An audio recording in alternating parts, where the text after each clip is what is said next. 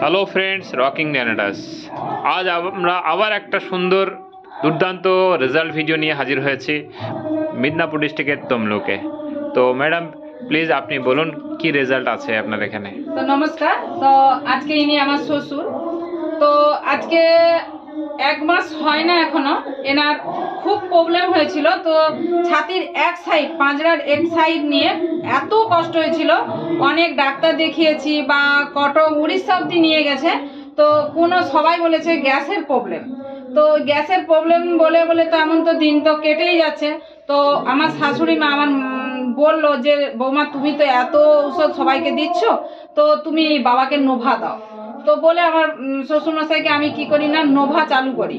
তো নোভার সাথে সাথে যখন আবার স্যারদেরকে কল করে বলি, তখন আবার স্যাররা বলছে যে ওনাকে কড়াউটা দাও। কড়াউটা দিতে দেখা গেল ঘুম বা রেজাল্ট আস্তে আস্তে ধীরে ধীরে আমরা পেতে থাকলাম। কিভাবে না, যন্ত্রণাটা মানে কমতে থাকলো, আবার কি মানে এনার ঘুমের এটাও আসতে থাকলো। তো ধীরে ধীরে দেখলাম ভালোই সুস্থ জীবনটা ফিরে পেল।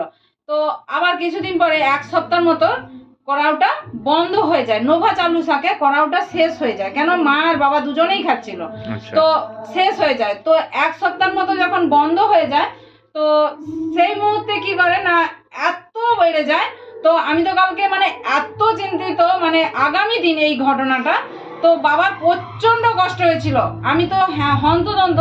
তো একে তাকে মানে সবাইকে, কেননা আমাদের এই এমন একটা জিনিস যে কোথাও এখানে মেডিসিন দোকানে আমরা কি পাবো না। তো হুটহাট আমরা যাদেরকে মেডিসিন এগুলো দিয়েছি প্রোডাক্টগুলো, তাদের বাড়িতে আমি ফোন করলাম। তো ফোন করে যখন পাওয়া গেল, তো আমি রাত্রিতে এসে আমার বাবাকে একটা তো কেটে হাফ দিয়ে দেই, কড়াউটা দিলাম। তো কড়াউটা দেওয়ার পরে দেখো উনি ভালোভাবেই রিপোর্ট দিল যে আমার কড়াউটা খাওয়ার পরে ওর যন্ত্রণাটা পড়ে গেল, উনি ঘুমাতে পারলো আর যন্ত্রণাটা কমে গেল। হ্যাঁ, যন্ত্রণাটা পড়ে গেল।